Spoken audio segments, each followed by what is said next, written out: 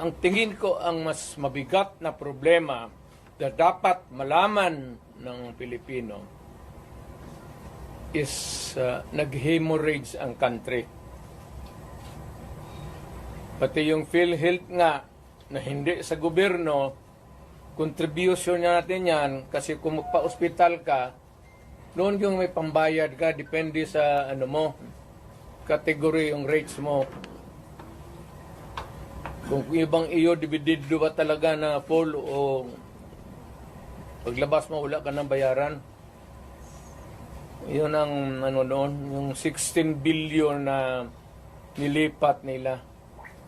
That is the most dangerous at dapat putang inestapa yan. Government malverse the money of the people. Ginamit mo yung pera ng ano? And even Congress cannot do that. Trust fund yun eh. Galing inyo yun. Ako pati akin. Contribution yun natin para pag nagkasakit ka ng cancer, uterus, may pangkapa-opera ka.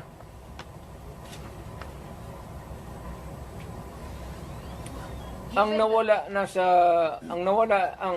ating PhilHealth funds natin lahat was about 8.9 billion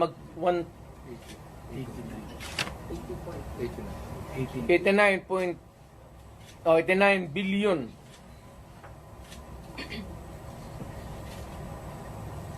Of that 89 billion,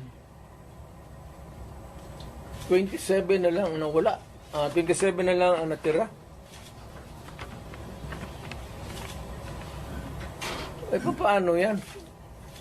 Hindi man maano ng Kongreso. Ang atin is, bakit nila pinakialam?